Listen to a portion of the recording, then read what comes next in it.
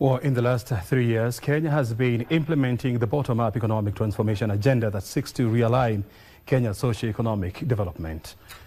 This week on Inside Government, we are talking to the Principal Secretary in the State Department for Economic Planning, Bonface Makokha.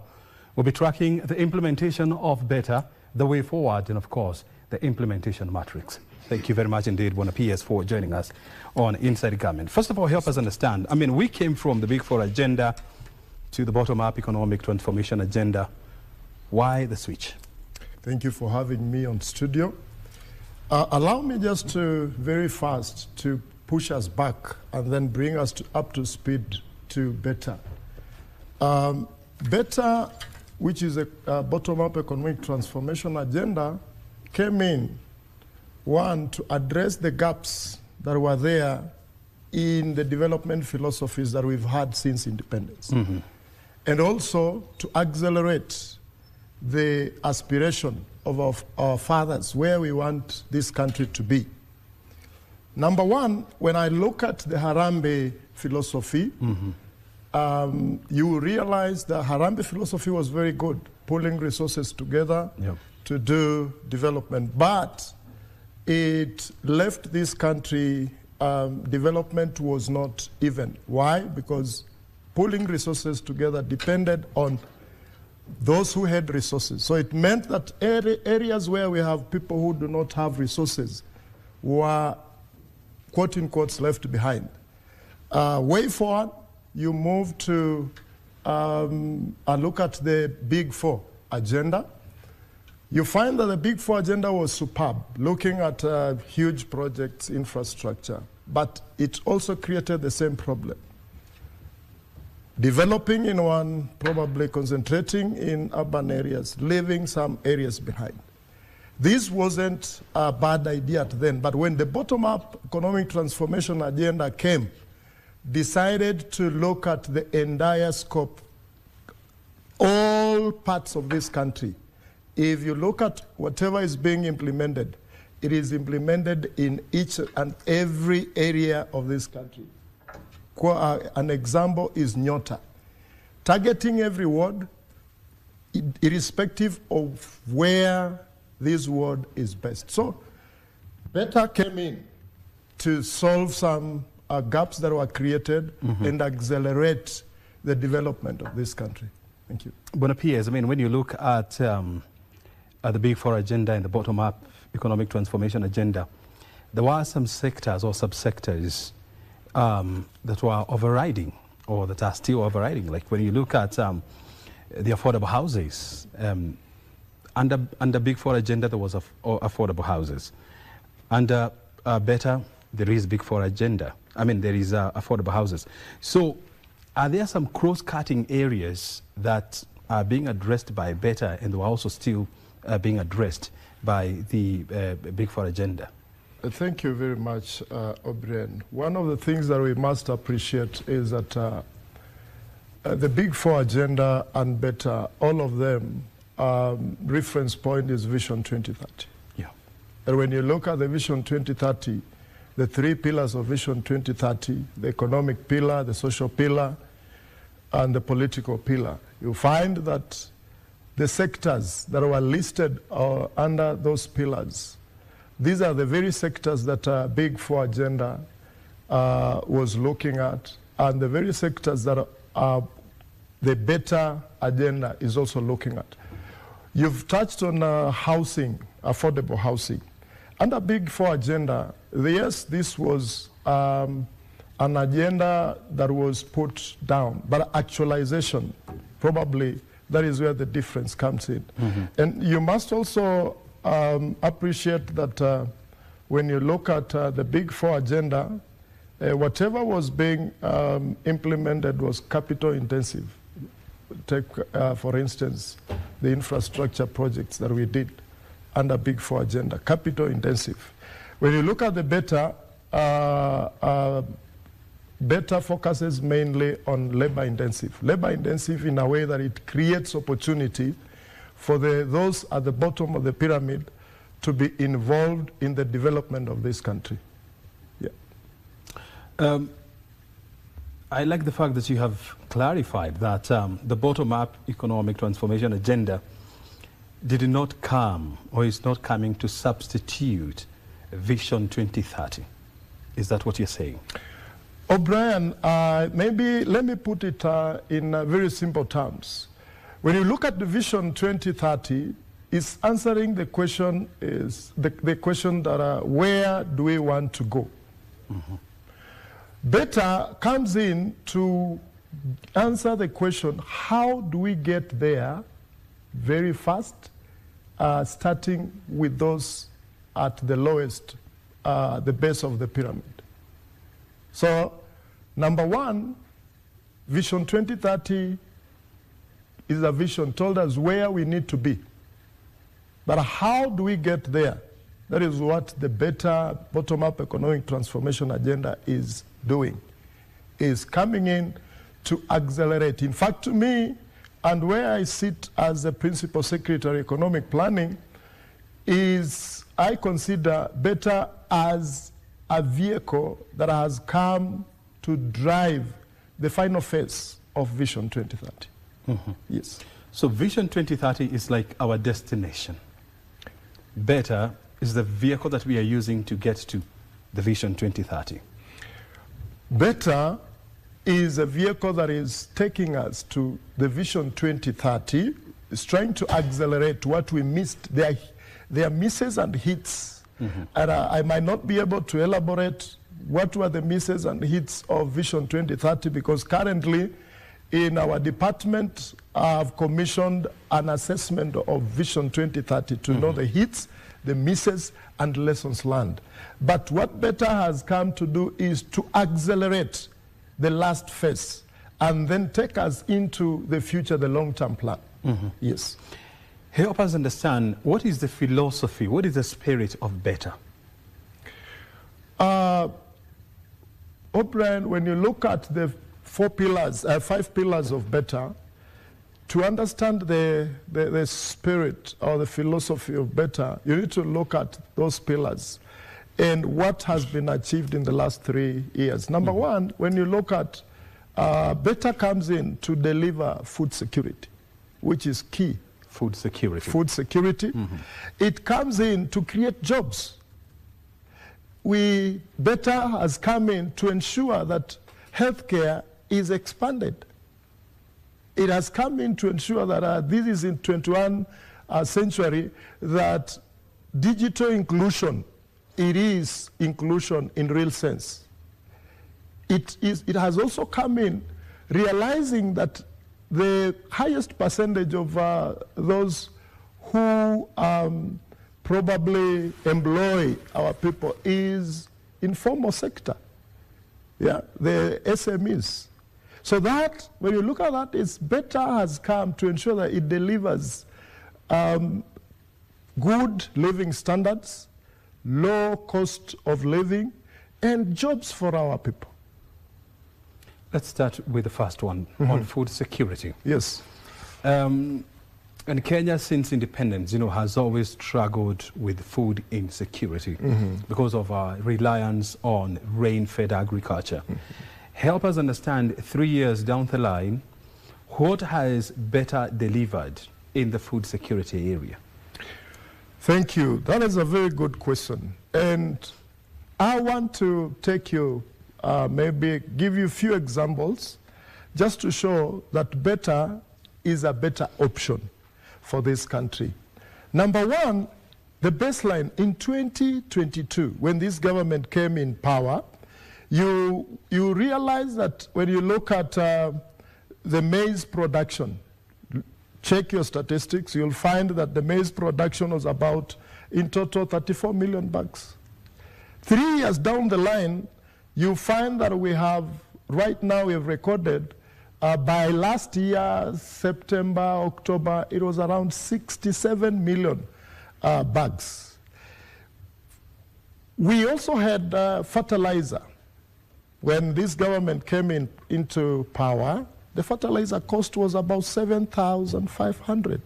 And the promise was lowering the cost of fertilizer so that farmers are able to plant to increase our food so we have food security. That very time, you realize that the bags that were being distributed in 2022 were about 0.3 million bags. But as we speak today, after the subsidy, farmers have been able to collect a total of 7.0 million bags. That is an increase of 6.7 million in 3 years alone. When you also look at the price of flour, in 2022, it was at its highest, 250 shillings. Averagely, right now, as we speak of grain, if you check, it is around between 165 and 170. Mm-hmm. So in terms of food security, I can give a plus, to this government and say within 3 years, they have been able to achieve what was not possible for a few decades ago. Still talking about food security, the country is going through a serious drought that is threatening to exacerbate food insecurity in the country. So what has, apart from fertilizer distribution and lowering the cost of fertilizer, what else has been achieved under better to boost food security? We have just talked about maize. We don't just survive on maize. Food security encompasses other things, like beans, like wheat production, among many other things, dairy product, and so forth. Thank you, O'Brien. When you look at the number of farmers that have been registered digitally, has really increased up to around 7 million. Why am I touching on farmers? These farmers are producing not only maize, they produce wheat, they produce the animals like cattle, the milk, and all that. But one of the things that I want to mention is, I don't know whether you know that we also are undertaking irrigation, Galana Kulalu. Galana Kulalu. Yes. This is a transformative initiative in terms of agriculture that this government took a deliberate step and effort to ensure that it undertakes irrigation to produce food. And what has been produced just gives us an indication that this is the way to go.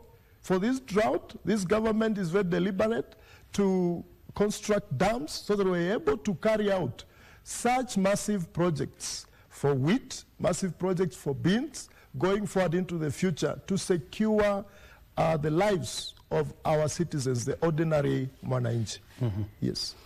Let's talk about job creation. And the beauty of this is the fact that the agency which is in charge of tracking job numbers is domiciled under your ministry. That is the Kenya National Bureau of Statistics. Very true. And for the longest time, the country has battled with joblessness and unemployment and sub-quality jobs. What is the current situation?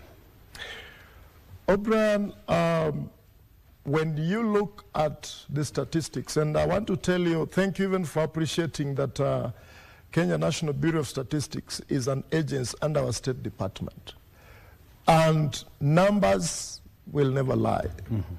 I want to tell you for the fact that where we stand at the moment is not where we were 3 years ago. Let me give you figures. One, affordable housing has been able to create direct jobs, 330,000. Number two, when you look at Kazi Maju, where we export labor, we have almost 530,000 people who have already been, they have secured jobs abroad. ICT, when you look at the ICT, you realize that the digitization already 200 plus jobs have been created through Ajira. Yeah? Ajira, and there is another platform called Jitume. Business process outsourcing. Recently, we have, the president was opening a center called, is it CIC in Ruiru? CCI in Ruiru. Yeah. And it is employing a whooping 6,000 youth. So if we continue counting and counting, you realize that our ambition, you know, we go as per our plan. The plan was to create 1.2 million jobs per year. Yes, we might not be there, but the reality is that we are addressing this issue of unemployment. Today, before I came in the morning, I joined a team together with His Excellency, the President, in disbursing money to the youth Nyota at Kasarani, which is targeting more than 101,000 youth who probably for one reason or another they were not able to further their education. They probably dropped in Form 4 and below, so they are able to participate in developing this country through running of businesses. Those are not just mere statistics. Those are lives that this government is touching. Those are jobs that are being created. And remember, one youth who never went beyond Form 4 and is 29 or she's 29, chances are that that person has a family. So touching one of them, man, it means that you are addressing a crisis in households and addressing this unemployment. Thank you. I think all the jobs that you have talked about are what we would prefer to, or what we would call the blue-collar jobs. What would you want also to explain to us what the economy has done to create, or what the government has done to help the economy create the white-collar jobs? Thank you very much. The white-collar jobs, very quickly, the government has taken deliberate efforts to ensure that graduates that are coming out of the universities have an opportunity to work for this government through internship. Yeah, and the internship program is all over within the government, in the TSC, in the Public Service Commission, to give these young ones an opportunity to work and be trained and be absorbed, those who are able to be absorbed, number one. Number two, the government has ensured that our economy is diversified. We have matters to do with blue economy right now. Blue economy probably is a new concept that it was there, but this government has decided to give it an attention probably that never used to get. So that has created opportunities for jobs, which we call white-collar jobs. But you must appreciate that when you look at the white-collar jobs, the percentage of those who are already even in the white-collar jobs and the opportunities that are there compared to informal. Informal is employing more than almost 70%. So as much as we want to concentrate on the white-collar jobs, our deliberate effort is to ensure that even the informal, the small businesses are given a conducive environment to be able to supplement these white-collar jobs by creating employment for those, we quote in quotes, we might call them informal sector. Thank you.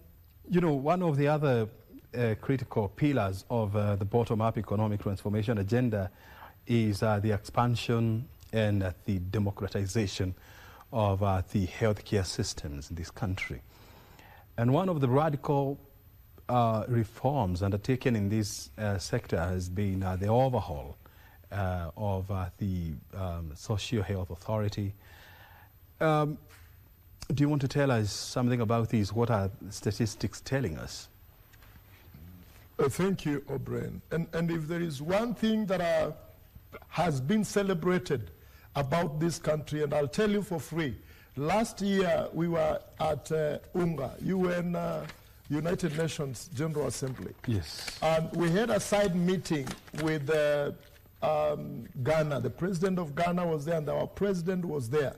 And one of the things that they celebrated, and they said they want to come for benchmarking, there are two things. Number one is affordable housing. Number two is the universal health coverage. Now, back to your question is, when you look at what the universal health coverage has achieved, in 2022, NHIF had approximately around 8 million registered subscribers. 8 million. 8 million. Right now, as we speak, in 2025, around September, October, it was 25.8. That is 3 times what NHIF had registered for those so many years. What does that one tell you? It tells you that, and this is not only registration, it means they have subscribed and they have used these services. It tells you that this is one thing that the masses have been waiting for. And we have success stories, O'Brien. People will, the naysayers will say, SHA is not working. SHA is working. Mm-hmm. I can give you an example, my own really example, my mom. Yep. Yeah. She went to hospital and was treated without paying any single cent the other day. Did you make any phone call to anyone? No. In fact, I was told she was in Bungoma. Mm-hmm. Yeah, I was here, and when they called, I was in a meeting. They went to Bungoma. They wanted to do, is it a CT scan? Mm-hmm. And they didn't have cash. But because of SHA, they did that, and they didn't pay anything. When she came over, she was surprised that she went to hospital, and for the first time, nobody asked her to pay for that thing. So for her, she believes that, oh, because you are up there, maybe what you're also saying, that I made a phone call. I didn't call. So you didn't call the boy in Kuba, you didn't call anyone? No, I didn't call. I didn't call.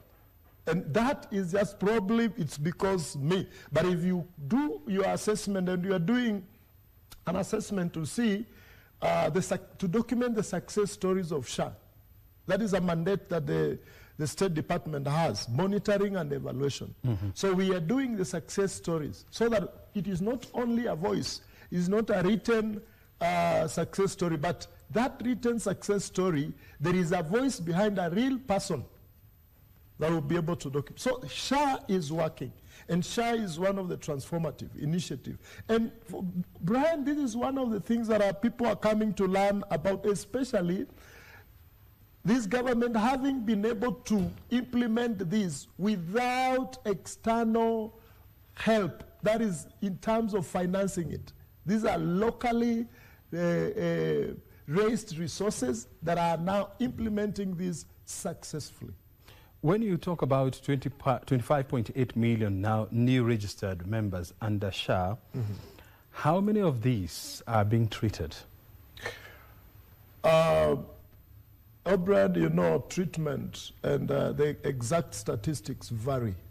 If you go to the ministry, the State Department for Medical Health, they monitor SHA patients who are coming in and out on a daily basis.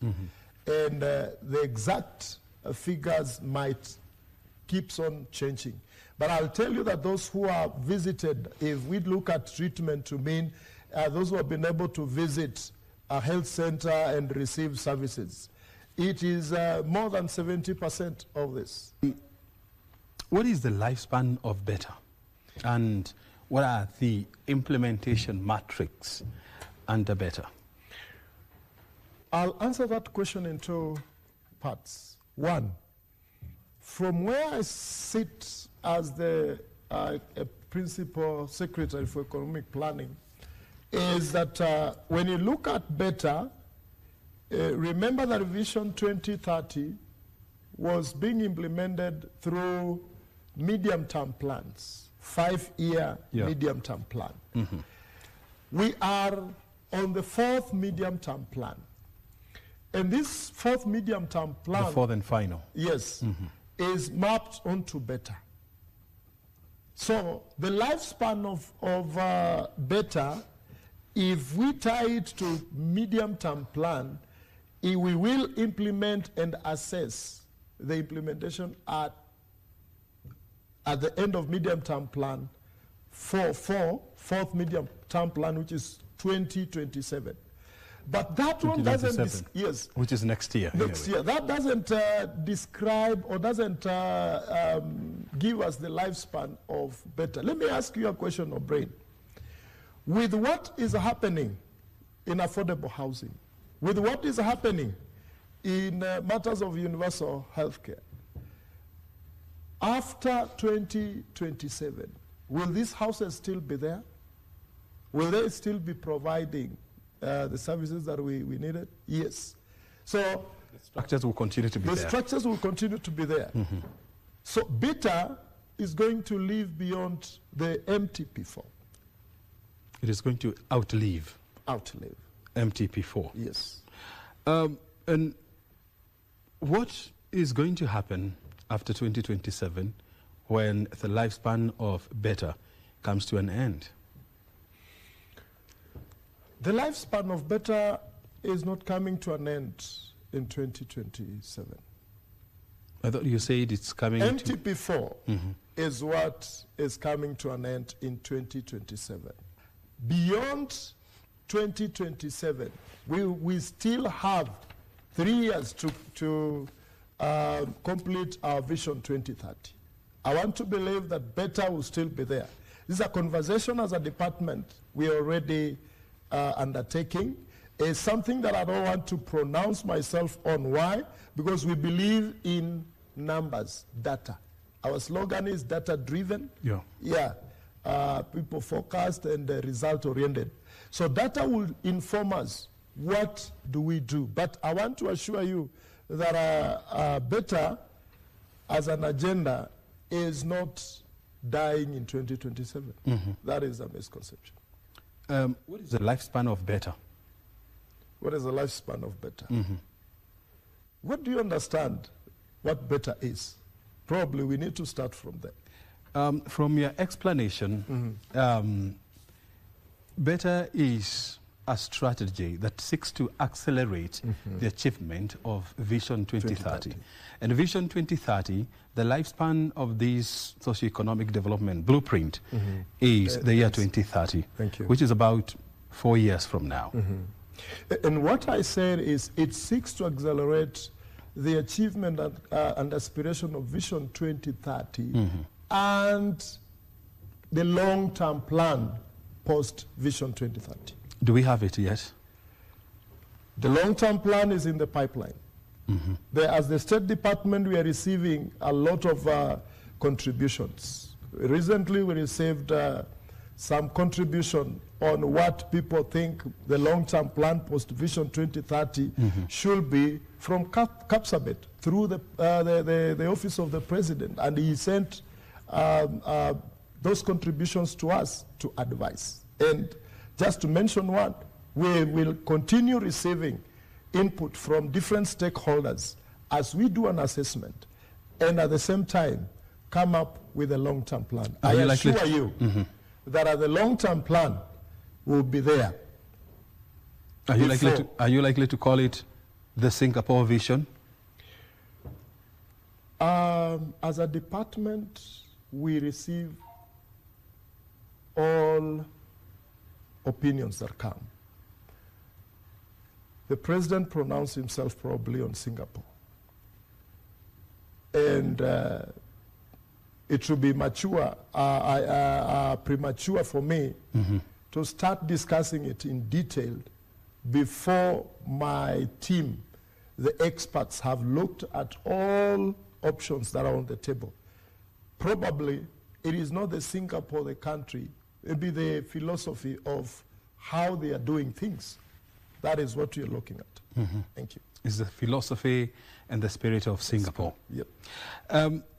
So what we are getting from you is that already work has started to craft a socio-economic development blueprint once Vision 2030 expires in the year 2030. You're right. Very well. We'll be getting in touch with you sometimes in the future so that you can also give us an update of that new document that is being worked on. As we come to the end of our engagement, Bonface, help people understand and give them hope that the bottom-up economic transformation agenda is here to deliver Kenya, to deliver Kenyans from the shackles of poverty and take them to a new Kenya. Thank you, O'Brien.